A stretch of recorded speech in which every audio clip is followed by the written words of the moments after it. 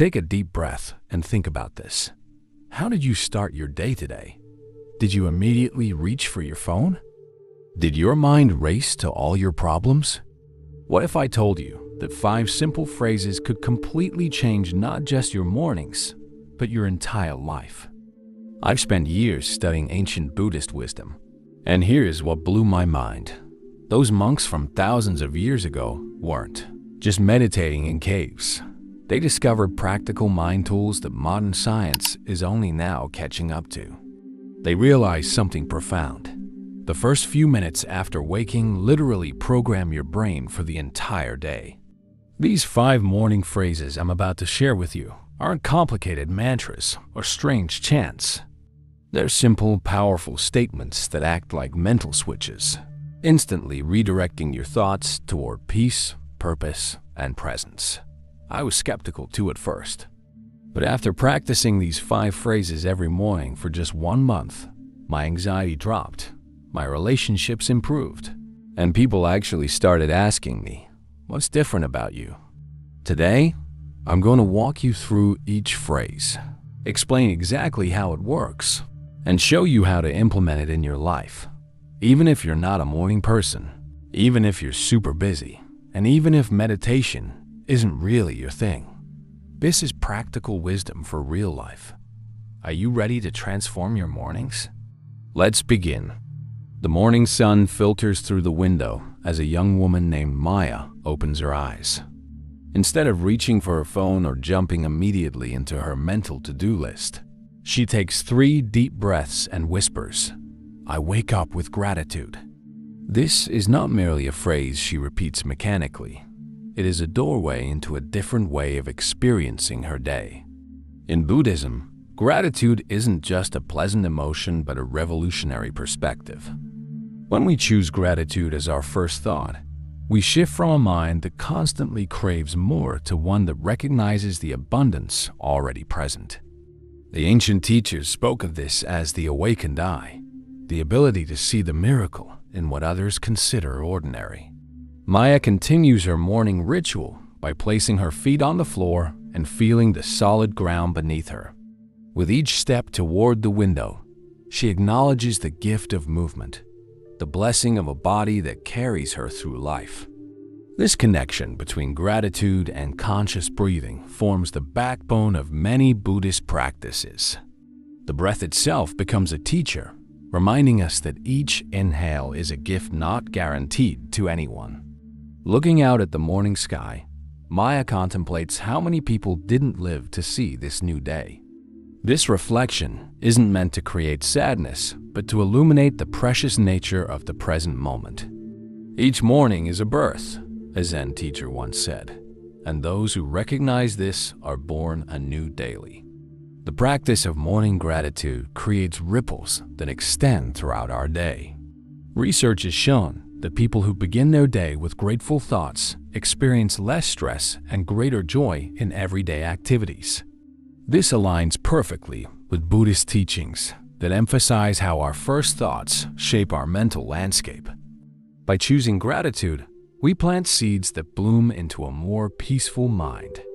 Even on difficult mornings, when sleep was poor or challenges await, the practice becomes even more powerful. Maya remembers days when saying, "I wake up with gratitude," felt nearly impossible.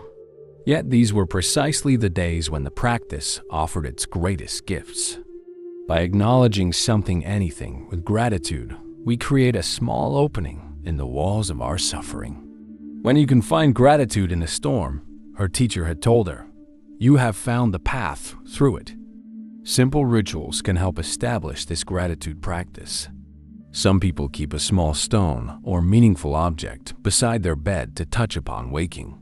Others write a single line in a gratitude journal before their feet touch the floor. The specific ritual matters less than the shift in awareness it creates, moving from unconscious reaction to conscious appreciation. Many who practice morning gratitude report that it gradually becomes less of an exercise and more of a natural state.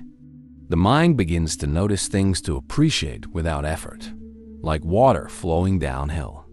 This is what Buddhism calls training the mind. not forcing it into new shapes, but gently guiding it toward more skillful patterns.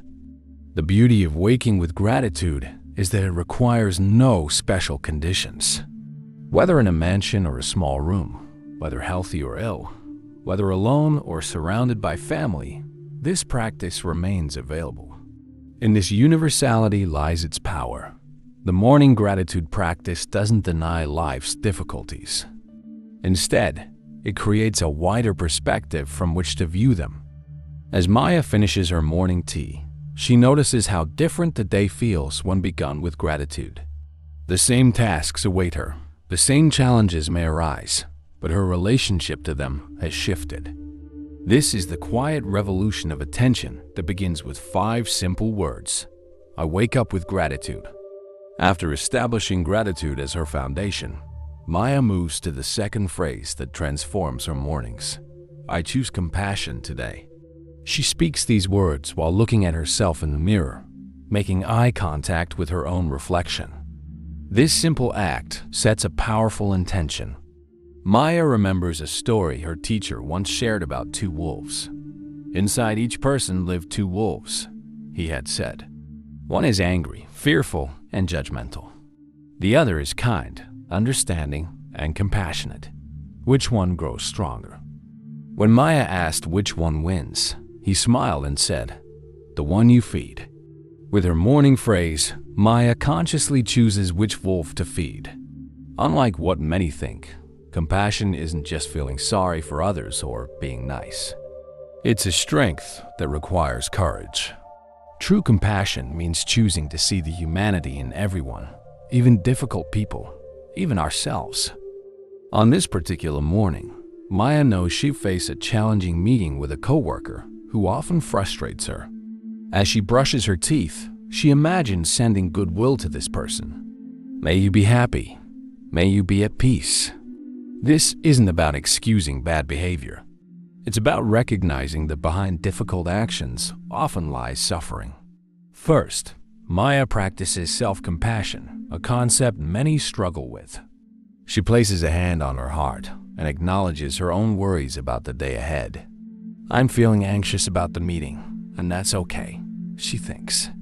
This gentle acknowledgement prevents her from adding a layer of self-criticism to her natural feelings. The beauty of the compassion practice is how it transforms our view of everyday challenges.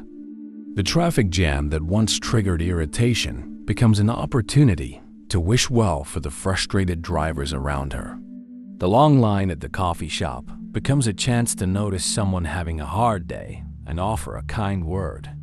Maya remembers when she first struggled with this practice.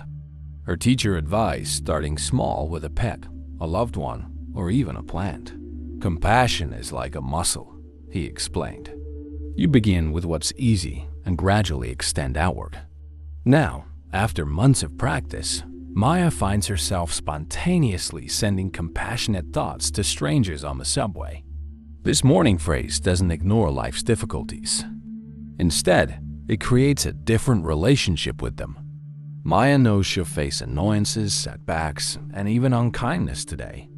But by choosing compassion as her lens, she relates to these challenges from a place of strength rather than reactivity. Her teacher explained that what makes compassion different from pity is the recognition of shared humanity. When you truly see that everyone wants to be happy and free from suffering, just like you, something shifts, he said. You stop seeing enemies and start seeing people caught in their own struggles. Maya has discovered that compassion creates its own kind of protection.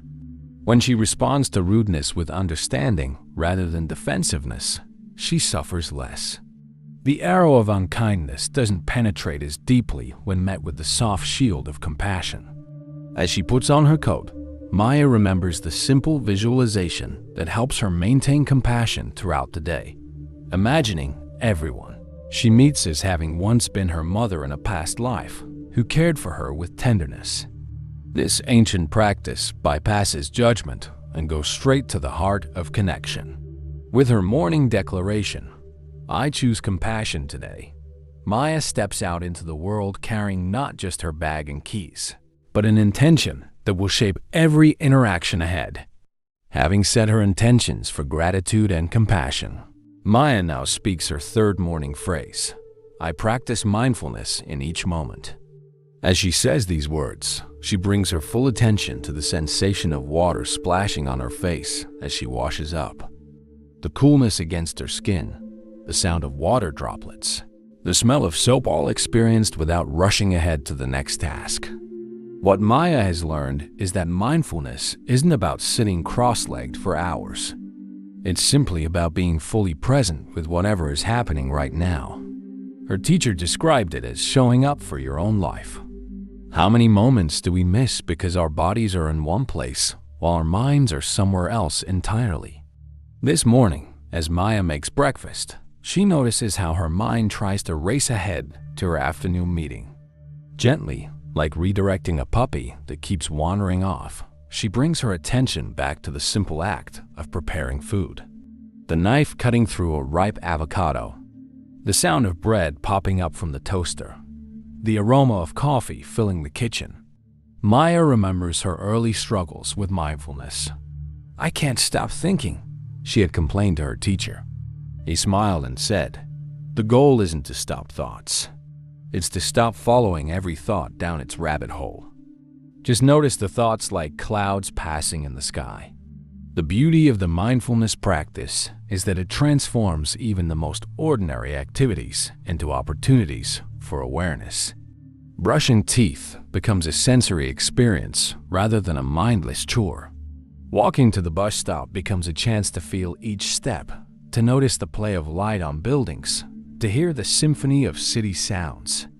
When Maya first began this practice, she set reminders throughout her day, little bells on her phone that prompted her to pause and return to the present moment. Now, after months of practice, she finds natural reminders everywhere. Red traffic lights, the sound of her phone ringing, the feel of a doorknob in her hand. Each becomes a call to return to now. Her teacher explained that the mind is like a time traveler, constantly shuttling between past regrets and future worries. "And where are you during all this time travel?" he had asked. "Not here. Not experiencing the only moment that's actually real, this one." This morning phrase doesn't require setting aside special meditation time, though Maya enjoys that too. Instead, it weaves awareness into the fabric of everyday activities. Washing dishes becomes meditation. Listening to a colleague becomes meditation. Even sitting in traffic becomes meditation, an opportunity to notice sensations in the body, the rhythm of breathing, the thoughts arising and passing away. Maya has discovered that mindfulness creates a different relationship with difficult emotions.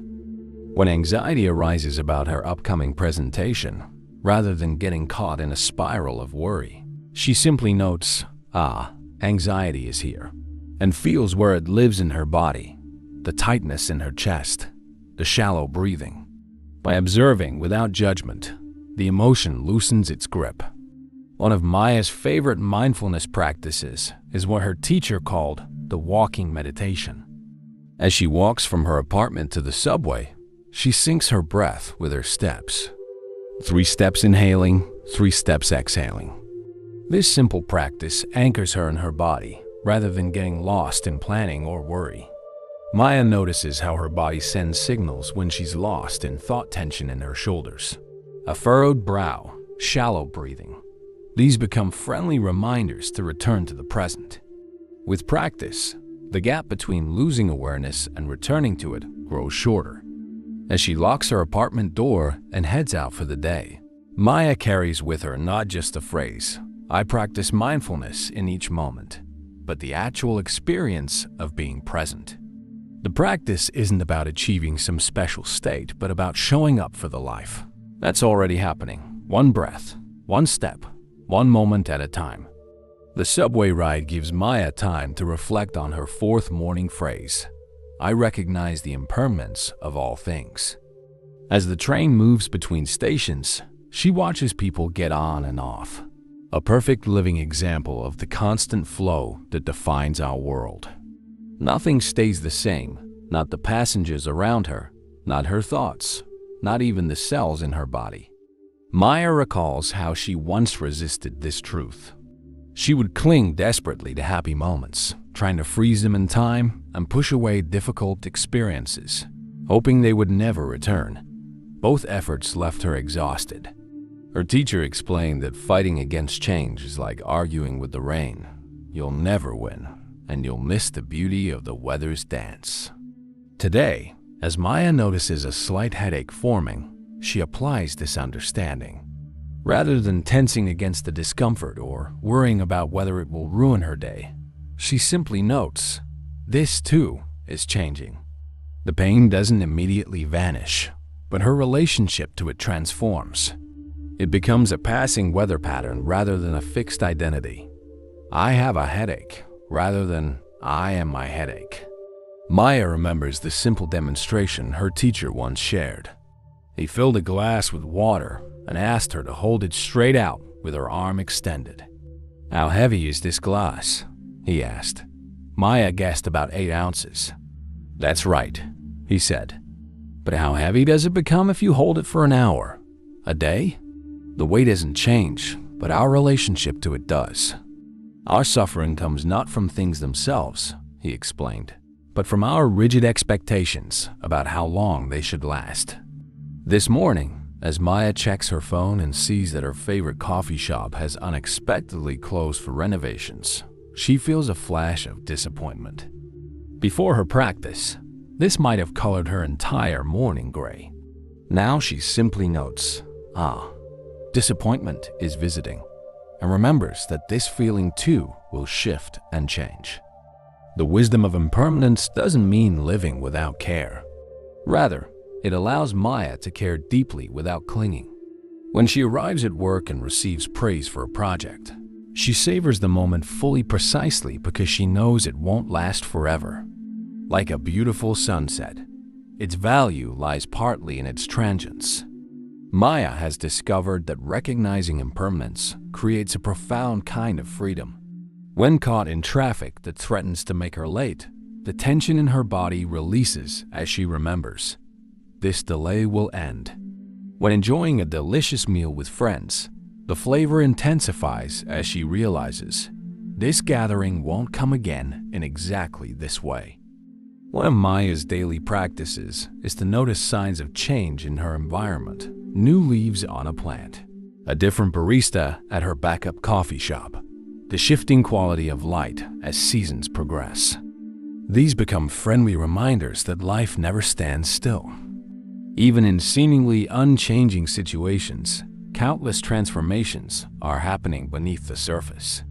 Her teacher shared that many people misunderstand impermanence as a depressing concept. Actually, he said, it's the belief in permanence that creates suffering.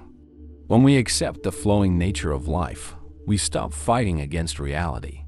This morning, as Maya thinks about a challenging project deadline, she applies the wisdom of impermanence.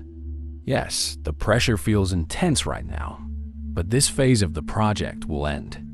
The deadline will come and go. Even the most difficult moments have never lasted forever. The practice hasn't eliminated difficulties from Maya's life, but it has changed how she experiences them. Like waves in the ocean, emotions and situations arise and pass away. By neither clinging to the pleasant ones nor pushing away the unpleasant ones, she finds herself riding the waves rather than being pulled under by them. As she steps off the subway and walks the final blocks to her office, Maya carries with her not just the phrase, "I recognize the impermanence of all things," but a living sense of life's flowing nature. This understanding doesn't diminish her engagement with the world. It deepens it, as each moment becomes precious precisely because it cannot be held. As Maya sits at her desk preparing for her workday, she brings to mind her fifth and final morning phrase, "I walk the noble eightfold path." Unlike the other phrases, this one encompasses an entire way of living, a practical framework that guides her choices throughout the day. Maya remembers how overwhelming this path seemed when her teacher first explained it. It's not about perfection, he had reassured her, but direction. like a compass that keeps you oriented, even when you wander off course. What Maya has come to appreciate is how practical these 8 aspects are, touching every dimension of daily life. This morning, as she opens her email to find a message that immediately triggers frustration, Maya begins with right view. She pauses before reacting and considers the bigger picture. Perhaps the sender is under pressure she doesn't know about. Perhaps there is information missing. This wider perspective doesn't eliminate her frustration, but prevents it from becoming the only lens through which she sees the situation. Next, she checks her intention, what her teacher called right intention. What does she really want from this interaction? To prove herself right? To win an argument? Or to find a solution that works for everyone involved? By clarifying her deepest aim, her response already begins to shift. Before composing her reply, Maya considers right speech. Will her words create connection or division? Are they true? Are they necessary? Are they kind? She remembers her teacher's simple guideline. Before speaking, let your words pass through 3 gates. Is it true? Is it necessary? Is it kind? While not every communication needs to pass through all 3 gates, the practice helps Maya choose her words more skillfully. The email requires Maya to make a decision about a project timeline. Here she applies right action, considering the impact of her choices, not just on herself, but on her team, the client, and even those not directly involved. What action creates the most benefit and least harm? Throughout her workday, Maya is guided by right livelihood. While she already chose a career aligned with her values, each day brings smaller choices about how she conducts her work. Does she cut corners when no one is looking? Does she take credit for others' contributions? Even within an ethical job, these daily decisions matter. When Maya hits an afternoon slump and feels her mind wandering from the task at hand, she recalls right effort. This isn't about forcing herself to work harder, but about directing her energy wisely. She takes a short break, steps outside for fresh air, and returns with renewed focus rather than pushing through with diminishing returns. As the day becomes busy with meetings and deadlines, Maya maintains right mindfulness by creating small moments of awareness. Between tasks, she takes 3 conscious breaths. During conversations, she listens fully rather than planning what she's saying next. These brief anchors prevent her from getting swept away in autopilot mode. Finally, during a challenging problem-solving session, Maya applies right concentration. Rather than multitasking, she gives her full attention to one task at a time. When distractions arise, a notification, a sudden thought, a colleague stopping by, she gently returns her focus to the task at hand, building her capacity for sustained attention. What Maya appreciates most about this framework is its practical nature. It's not about believing certain things or performing certain rituals. It's about showing up in everyday life with greater awareness and kindness. The path doesn't remove challenges from Maya's life. The difficult colleague still exists. Deadlines still loom. Traffic still jams. But it transforms how she relates to these inevitable aspects of living. As Maya wraps up her workday and prepares for her commute home, she doesn't strive for perfection in any of these areas. Some days, certain aspects of the path feel more accessible than others. What matters is the continued intention to move in this direction, turning back toward the path whenever she notices she's wandered off. With her 5th morning phrase, "I walk the Noble Eightfold Path," Maya doesn't just recite words, but commits to a way of living that brings greater clarity and kindness to each ordinary day. These 5 phrases might seem simple, but they contain the essence of wisdom that has transformed lives for thousands of years. Now, I want to ask you, which of these 5 morning phrases resonated with you the most? Perhaps it was gratitude, compassion, mindfulness, impermanence, or walking the path. I'd love to hear your thoughts in the comments below. If you found value in these teachings, remember that sharing wisdom is itself a form of compassion. Hit that subscribe button to join our community of seekers and share this video with someone who might need these words today. Each morning offers a new beginning. Tomorrow, try speaking just one of these phrases to yourself and notice what shifts. The journey of 1,000 miles begins with a single step and sometimes a single phrase. Until next time, may your mornings be mindful and your days be filled with peace. If you'd like to support this channel and help spread these timeless teachings, please subscribe and hit the notification bell so you never miss our weekly wisdom.